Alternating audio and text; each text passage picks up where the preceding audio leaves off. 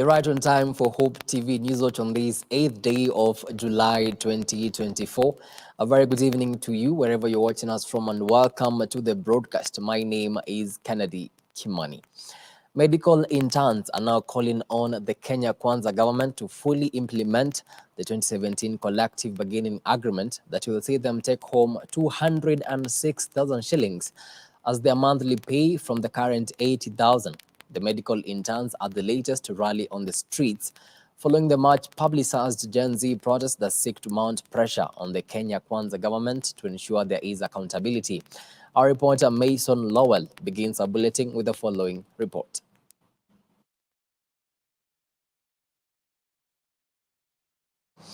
Well, that story is being worked on. Immediately it's done, we'll get to A8. Moving on forward, and the Kenya Union of Clinical Officers has called off their nationwide strike after 99 days. The strike has ended following the signing of a return to work agreement with the Council of Governors. KUKO Secretary General George Gibore has directed all members to resume their duties immediately.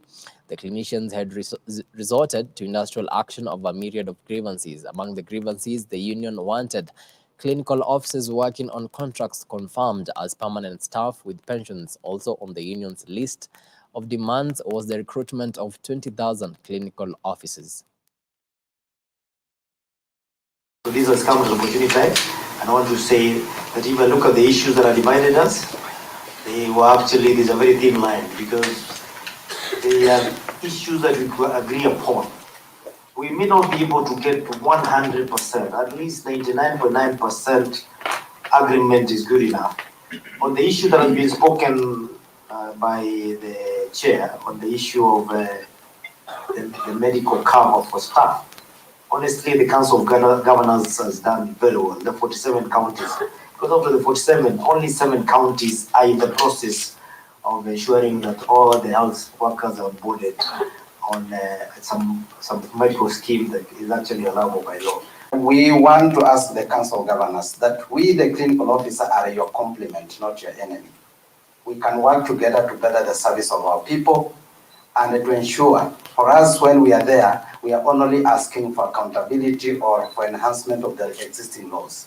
And we want to allow us that space, and we are workers together, because we know there are things that we can do better. Now, Jubilee party leaders have strongly opposed President William Ruto's proposals that seek to curb government expenditures. Led by Jeremiah Kioni, the party says Kenya Kwanza government has no constitutional grounds of closing the 47 state corporations, establishing a public debt task force, and a reconstitution of IBC in less than 10 days, saying it is against the law. Jubilee is amongst the latest political parties to support the Gen Z's protest and condemn police brutality that left over 40 young Kenyans dead. Samia Dika with the report. Days after President William Ruto announced plans his government has put in place to curb government expenditure and repay national debt after the 2024 finance bill was rejected in totality, Jubilee Party, led by its Secretary General Jeremiah Kioni, has come out in opposition of the proposals, terming them as a blind approach. The proposal to have 47 state corporations shut down has been criticized as it lacks proper structure. All these parastatals have been established through an act of parliament, and it is only by repealing the acts through parliament that such a promise can be made. So for him to stand in front of the Generation Z and Kenyans and to give such a promise, it is another way of looking for a reason to postpone the eventuality that is now set. President William Ruto's promise to reconstitute IEBC in less than 10 days has been met with opposition as the time frame is set to elapse on Tuesday this week. Kukumi zinaisha kesho. Kama hakuwa na hesabu. You know, he talks about in 6 months, in 3 months, ni kama siku hazitaisha. 10 days ends tomorrow. Where is the IEBC? And he also did not tell Generation Z ya kwamba he's not even going to give us the IBC. We need a panel. The law requires a panel for them to go through a set of people who are then appointed as commissioners of IEBC. Days after the Law Society of Kenya President 8th Odhiambo declined President William Ruto's appointment to the Public Debt Audit Task Force, Jeremiah Kioni has criticized the proposal as it will not directly address financial issues affecting Kenya. We now have the Public Service Commission, and we also have the Salaries and the Remuneration Commission. We believe that these two commissions, among others, are enough to deal with the issues that the health ministry, doctors have been raising, and there is no point again of spending money and appointing people so that time lapses without him giving an answer to the Kenyans. Referring to the Gen Z's protests, Kioni has called on all members of parliament who voted yes for the controversial 2024 finance bill to honor the people's voice and step down. We want to say as a party that those who were not in parliament when the voting was going on, and those who voted yes, all of them wako kwa saduku moja. The recall process is on. Immediately we hit 24 months, the signatures will start being corrected for their recall. And we do not want our members or Kenyans who want to recall members being harassed and abducted unnecessarily. Askari tafadhali, hata nyinyi mnasaidiwa na vijana, wacheni kwa subaisha bure. Jubilee Party is the latest political party to voice its disagreement with President William Ruto's proposals, terming it as a means to evade addressing critical issues that may bite the country if not properly addressed. For Newswatch, I'm Sami Adika. Well, thank you so much, Adika, for that report. Now, a section of Kirinyaga leaders have called on the Mount Kenya region to set aside their political differences and form a united political party in order to have bargaining power in forming the next government come 2027. The leaders, led by former Kirinyaga Deputy Governor Peter Ndambiri, say Mount Kenya residents were lured to abandon Jubilee Party to join UDA, which has been marred with many storms, leaving them as outsiders in the party. Here's Nelias Wanjiru with more. Kirinyaga leaders urge Mount Kenya region to unite under one political party ahead of the 2027 general election so as to have a say in the next dispensation. They have lashed out at leaders from other regions who are against the formation of a united political party in the Mount Kenya region, who claims that such region parties are tribal outfits. Led by the former Kirinyaga DG Peter Ndambiri, says that every region has their own party and Mount Kenya should not be left out in deciding their own political path ahead of the 2027 general elections. They are now calling on all political leaders to set aside their political differences and affiliations and speak with one voice and fight for the interests of the Mount Kenya region, which has no one united political party. Ili tuweze kutafuta wambunge, tutafute MCAs, tutafute viti zote ambazo zinapiganiwa. Tukifika hapo mbele chama itakuwa na mwelekezo yake. Na chama, umuhimu wa chama ni nini? Tungependa kuleta utofauti katika vile uongozi unaendelea. Na kwa hivyo hakuna njia ingine ya kusimama na kusema mbali kuwa na chama ambayo iko na ile maneno yake, the policies ambayo chama inalete, ile inalenga vile inaenda kuzindua mambo ingine mingi ambayo haifanyiki na chama zingine. Kwa hivyo tutakuwa pale mstari ya mbele kuuza sera za chama yetu, na tunaamini ya kwamba tutapata wafuasi wengi, watu ambayo wataunga sisi mkono. On the ongoing Gen Z protests, they have continued to caution leaders against dismissing the youth, calling on the Kenya Kwanza government to listen to the grievances of the young Kenyans without chest thumping. Speaking in Murinduko, they added leaders must be accountable to Kenyans and deliver their mandate as they pledged when they took over the power. They said the government is bloated and there is need for the president to have lean government through downsizing some government institutions to minimize wastage of the public resources. Sasa hivi vile maneno iko, tumeona rais wetu akiwa mbele hapo kusikiza hawa vijana wetu tunaita Gen Zs, na tunafurahia hiyo. Umuhimu ni kwamba Kenya tunafaa kusikizana. There must be a conversation, and this conversation should be for all. Na watu wakisikia, tukisikizana vile, tukiongeleshana kile mtu anataka, wacha tusifike pahali ati tutaongea wakati tumechoma. Wacha tuongee na tusikie mbele kabla ya uhalifu kufanyika. Ombi langu ni kwamba tusikizane kabla tufike mbali ya kuharibu nchi yetu. Nchi yetu iko na mali mingi sana ambayo sasa imewekwa kwa moto. Hiyo sio njia mzuri, So ningeuliza wale walioko kwa uongozi sio wangoje mpaka dakika ya mwisho ili waseme let's talk now. We can have a conversation before. This comes even as the president laid some measures to reduce government expenditure, including doing away with unconstitutional offices in his government. Reporting for Hope TV Newswatch, my name is Nelias Wanjiru. Thank you so much, Nelias, for that report. Now, Azimio leader Raila Odinga has presented his candidacy for the African Union Commission chairmanship bid during the East African Community Ministerial Retreat on Peace and Security in Zanzibar. Addressing EAC ministers, Odinga articulated his vision for the AU Commission chairmanship, emphasizing the significance of regional integration as a foundation for continental unity. If elected to succeed Musa Faki, Odinga outlined his priorities, highlighting his commitment to advancing peace and security initiatives across Africa, which he identified as pivotal for development.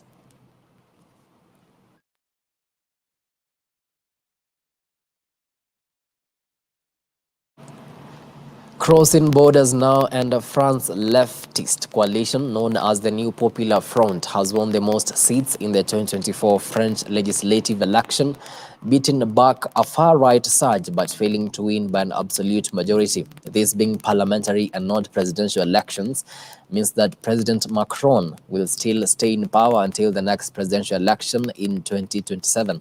Here is Ian Gituku with more. The second round of France parliamentary election held on the 7th of July saw a left-wing alliance win the most seats in the French parliament. The alliance beat the far-right coalition in a stunning result from Sunday's second-round vote. The left-wing's New Popular Front, led by Jean-Luc Mélenchon, won 182 seats, while President Emmanuel Macron's centrist Ensemble alliance came in second with 163 seats. The far-right National Rally, led by Marine Le Pen, which took a commanding lead in the first round, slumped to that place due to tactical voting, winning 143 seats. Following her defeat, far-right leader Marine Le Pen said that France will be totally deadlocked, with three groups of similar size in the National Assembly, and none with a majority. She, however, emphasized that the National Rally Party will be in a position to have a majority in the coming years. Despite the voters avoiding a far-right government, the results means France is plunged into political limbo, with no party reaching an absolute majority, as 289 seats are needed to attain the absolute majority. For Hope TV Newswatch, my name is Ian Gituku. Thank you so much, Ian, for that story. Now it's exactly 15 minutes, 16 past the top of the hour. Time now for a short break, but immediately after, I'll be back with the business and the sports news. Stick around.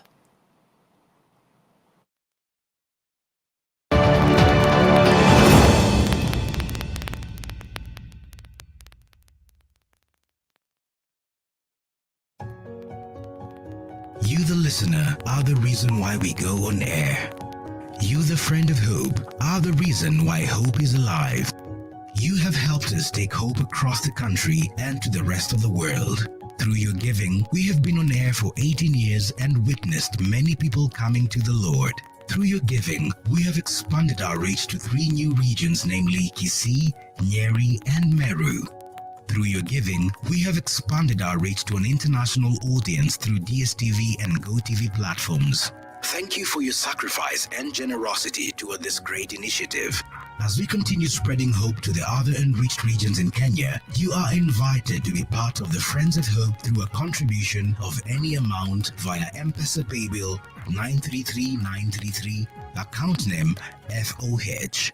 Friends of Hope, keeping hope alive. God bless you.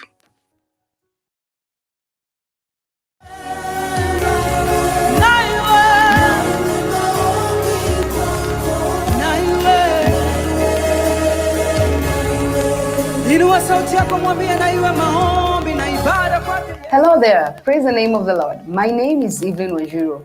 To get Naiwe Maombi as your skiza tune, SMS skiza 8830022 to 811. Hope Skiza, spreading the hope.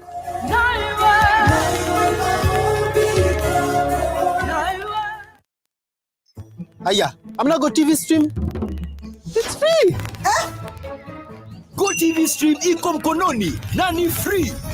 Download GoTV Stream app for free. We enjoy live TV. Na shows kamia nane. Download and watch later, anytime, anywhere. GoTV Stream iko mkononi na ni free. Available to active subscribers. GoTV, love it. Hope TV is where you look and live, with an excellent selection of the best Christian programming consisting of local and international content, of inspirational stories, talk shows, Bible commentary, youth, health shows, children entertainment, contemporary gospel music, extended times of worship, live broadcast, news, movies, drama, Christian ministry programs, and so much more. Hope TV is another quality service from Christ is the Answer Ministries, with over 45% of authentic and credible local content every week. Hope TV is a sister station to Hope FM, Kenya's leading Christian radio station, with footprints across the country. Tune in to Hope TV, where you look and live.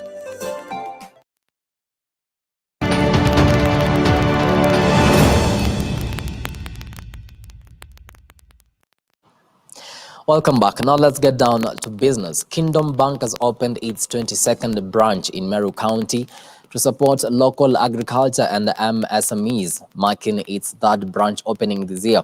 Meanwhile, Boeing has agreed to plead guilty to a criminal fraud conspiracy charge related to the two fatal 737 MAX crashes, facing significant fines and scrutiny over its safety practices. Here is our reporter, Mombi Waweru, with the business news roundup. The Son and the Holy Spirit. Kingdom Bank has today marked a significant milestone with the opening of its 22nd branch in Meru County, becoming the third branch to open this year. The new branch is strategically positioned to support the vibrant agricultural community and local businesses. The event was graced by Managing Director and CEO of Kingdom Bank, Anthony Mburu, who expressed his enthusiasm about the new venture. He highlighted Meru's productive agriculture and business acumen, inviting the local community to engage with the bank to better understand and serve their financial needs. We are very grateful because this is an economy that is strong. It has got very hardworking people, and we are hoping that we'll be able to support them with good flexible credit facilities, ability to save their money and earn a good return, and also digital solutions to collections and payments that come through our mobile services and also our internet banking services and PC-based services. Speaking at the event, the Director of Cooperative Bank of Kenya, Godfrey Mburia, welcomed Kingdom Bank's presence as a significant boost for local farmers and entrepreneurs. He emphasized the potential for a strong partnership to drive sustained development and prosperity in Meru. With its focus in providing dedicated support to small and medium-sized businesses, Kingdom Bank aims to drive sustained development and prosperity in Meru County. A lot of resources in Meru. Resources that I'm sure with the presence of Kingdom Bank coming here, we shall be able to move and empower our community. This is the home of tea. We have 7 tea factories in Meru County. We have several coffee societies. We have one of the best dairy factories in Kenya. We have a lot of bananas, and the facilities that Kingdom Bank is bringing to Meru, I'm sure they will be able to empower this community to be able to move forward fast. In other news, Boeing has agreed to plead guilty to a criminal fraud conspiracy charge in relation to the 2 fatal crashes of its 737 MAX planes, which resulted in the deaths of 346 passengers and crew. The plea comes after the U.S. Department of Justice found Boeing had violated a reform agreement. The company has agreed to pay a $243.6 million criminal fine after being charged with conspiracy to defraud regulators by deceiving deceiving the Federal Aviation Administration about its MCAS flight control system. Families of the victim have strongly criticized the deal, urging for a public trial to fully air the facts surrounding the case. They believe that the settlement does not adequately recognize the severity of Boeing's actions, which led to the deaths of the 346 people. While Boeing will avoid a criminal trial, the plea deal and its resulting criminal record pose serious questions about the company's future as a major government contractor. The settlement still requires approval by a U.S. judge. Reporting for Hope TV Newswatch, my name is Mombi Waweru.